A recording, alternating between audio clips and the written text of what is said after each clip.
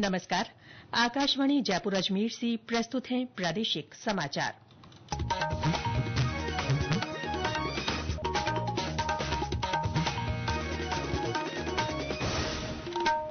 मुख्य समाचार।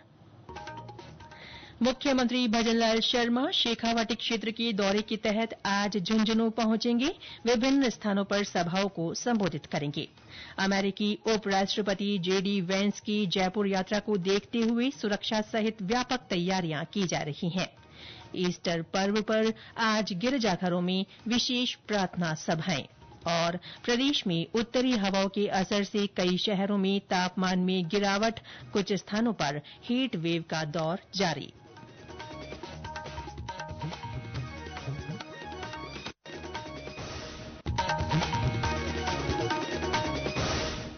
समाचारों के साथ मैं रितिका गुप्ता और अब समाचार विस्तार से।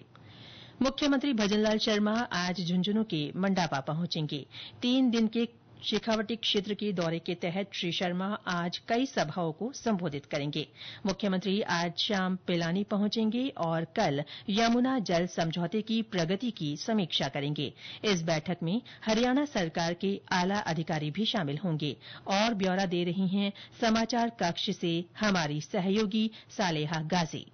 राजस्थान और हरियाणा की टास्क फोर्स की दूसरी संयुक्त बैठक 25 अप्रैल को हिसार में होना प्रस्तावित है। यमुना जल समझौते के पहले चरण में ताजेवाला हेड से पानी राजस्थान लाने के लिए प्रवाह प्रणाली की संयुक्त रूप से डीपीआर बनाने पर सहमति बनी थी। इसके लिए गठित टास्क फोर्स की पहली बैठक 7 अप्रैल को यमुनानगर में हुई। इस योजना के तहत 3 भूमिगत पाइपलाइनों के जरिए हथनीकुंड बैराज से चूरू जिले में हासियावास जलाशय तक पानी लाना प्रस्तावित है। इन परियोजनाओं के पूरा होने के बाद हथनीकुंड बैराज पर राजस्थान के हिस्से का पानी मानसून के बाद साल भर इन पाइपलाइनों में उपलब्ध हो सकेगा। अमेरिका के उपराष्ट्रपति जेडी वेंस 4 दिन की भारत यात्रा पर कल आएंगे। वे प्रधानमंत्री नरेंद्र मोदी से नई दिल्ली में मुलाकात के बाद जयपुर पहुंचेंगे। 3 दिवसीय जयपुर प्रवास के दौरान श्री वेंस आमेर महल का दौरा करेंगे और राजस्थान इंटरनेशनल सेंटर में होने वाली बिजनेस समिट को भी संबोधित करेंगे। हमारे संवाददाता ने बताया कि अमेरिकी उपराष्ट्रपति की यात्रा को देखते हुए सुरक्षा सहित सभी आवश्यक तैयारियां की जा रही हैं। शहर में उनके स्वागत की भव्य तैयारियां चल रही है। जयपुर एयरपोर्ट पर उपराष्ट्रपति वेंस और उनके परिवार के लिए विशेष स्वागत समारोह आयोजित किया जाएगा। आमेर किले के सूरजपोल गेट पर 2 हाथियों, चंदा और पुष्पा के जरिए पारंपरिक अंदाज में उनका स्वागत किया जाएगा। वेंस 21 अप्रैल की रात जयपुर पहुंचेंगे और रामबाग पैलेस में ठहरेंगे। 22 अप्रैल को सुबह आमेर किले का दौरा करेंगे। दोपहर में राजस्थान इंटरनेशनल सेंटर का कार्यक्रम होगा और शाम को राज्यपाल और मुख्यमंत्री से मुलाकात निर्धारित है। 23 अप्रैल को सुबह वे आगरा रवाना होंगे और ताजमहल का भ्रमण करेंगे। भारतीय और अमेरिकी एजेंसियां अलर्ट पर हैं। आमेर किला 22 अप्रैल शाम 5 बजे से 23 अप्रैल दोपहर 12 बजे तक पर्यटकों के लिए बंद रहेगा और हाथी सवारी अस्थायी रूप से रोक दी गई है। जयपुर पूरी तरह से इस ऐतिहासिक यात्रा के स्वागत को तैयार है। रितेश पारिक, आकाशवाणी समाचार, जयपुर।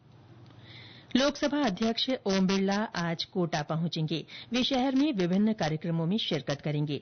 श्री बिरला नयापुरा स्थित खेल परिसर में अंडर 20 राष्ट्रीय कुश्ती प्रतियोगिता का शुभारंभ करेंगे। लोकसभा अध्यक्ष सामूहिक विवाह सम्मेलन में भी शामिल होंगे। रक्षा मंत्री राजनाथ सिंह कल आबू रोड आएंगे। वे मानपुर हवाई पट्टी से ब्रह्मकुमारी मुख्यालय शांतिवन पहुंचेंगे, जहां सुरक्षा सेवा प्रभाग की ओर से आयोजित कार्यक्रम में सेना के जवानों के लिए राष्ट्रीय सेल्फ एम्पावरमेंट कैंपेन की शुरूआत करेंगे।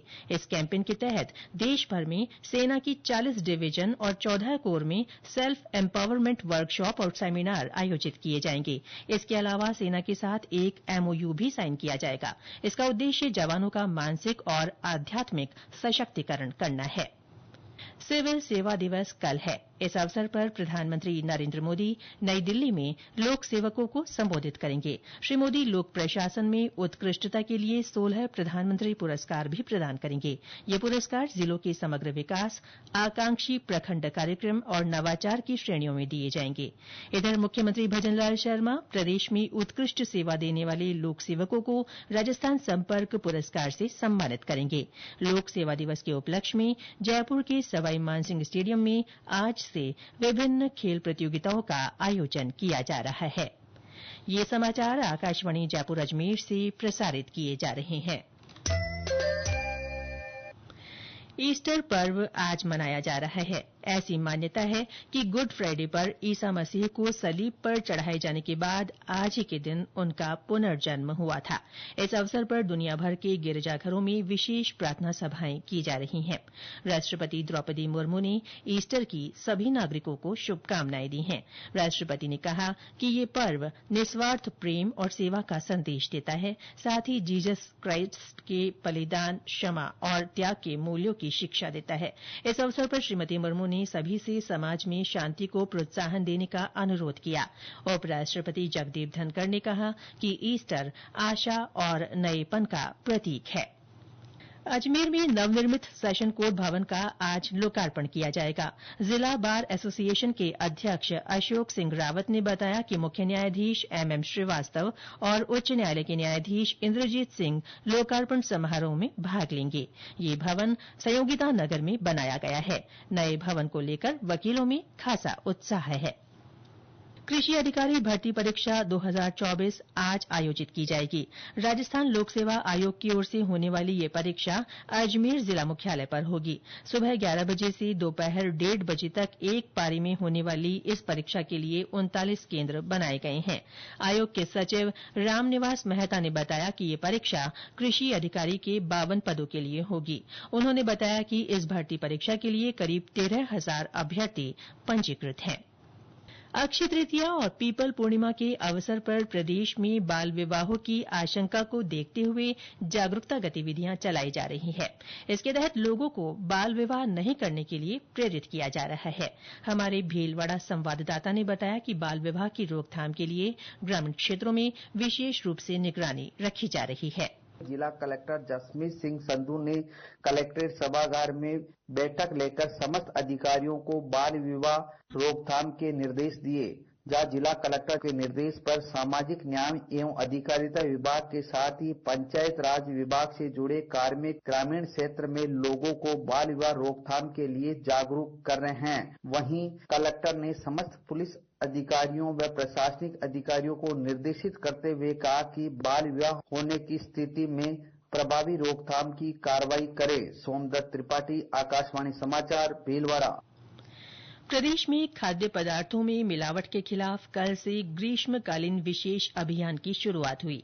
5 मई तक चलने वाले इस अभियान के तहत मिलावटखोरों के खिलाफ सख्त कार्रवाई की जाएगी।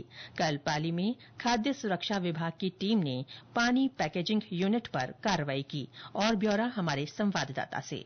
ग्रीष्मकालीन विशेष अभियान में कार्रवाई करते हुए पाली खाद्य सुरक्षा विभाग की टीम ने पुन्नेतर रोड पर पानी पैकेजिंग यूनिट में ISI का सर्टिफिकेट व पानी रिपोर्ट नहीं मिलने पर पानी के नमूने को लेकर प्रयोगशाला में भिजवाए हैं। अभित अधिकारी मुख्य चिकित्सा व स्वास्थ्य अधिकारी डॉक्टर विकास मारवाल ने बताया कि जांच रिपोर्ट प्राप्त होने पर अग्रिम कार्रवाई की जाएगी। 1 लाख लीटर पानी की 4,164 बोतलों को जब्त कर जांच रिपोर्ट प्राप्त होने तक बिक्री नहीं करने के निर्देश दिए गए हैं। यह ग्रीष्मकालीन विशेष अभियान 2 मई तक जारी रहेगा। विशारद जोशी, आकाशवाणी समाचार, पाली।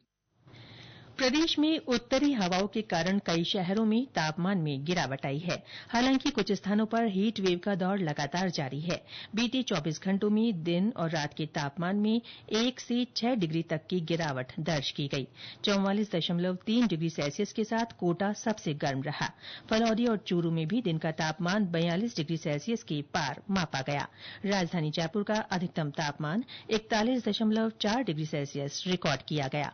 मौसम विज्ञान केंद्र के निदेशक राधेश्याम शर्मा ने बताया कि आज जोधपुर और बीकानेर संभाग में कहीं कहीं धूल भरी आंधी और तेज हवाएं चलने की संभावना है। बारां जिले के शाहाबाद कस्बे के आसपास बीती रात आग लग गई। वन विभाग की टीम आग पर काबू पाने का प्रयास कर रही है। आग गिरी बाबा पहाड़ी क्षेत्र के बड़े भूभाग में फैली नजर आ रही है। और अंत में मुख्य समाचार एक बार फिर। मुख्यमंत्री भजनलाल शर्मा शेखावाटी क्षेत्र के दौरे के तहत आज झुंझुनू पहुंचेंगे। विभिन्न स्थानों पर सभाओं को संबोधित करेंगे। अमेरिकी उपराष्ट्रपति JD वेंस की जयपुर यात्रा को देखते हुए सुरक्षा सहित व्यापक तैयारियां की जा रही हैं। ईस्टर पर्व पर आज गिरजाघरों में विशेष प्रार्थना सभाएं। और प्रदेश में उत्तरी हवाओं के असर से कई शहरों में तापमान में गिरावट, कुछ स्थानों पर हीट वेव का दौर जारी। इसके साथ ही प्रादेशिक समाचार बुलेटिन समाप्त हुआ। हमारा अगला बुलेटिन दोपहर 1 बजे प्रसारित होगा। नमस्कार।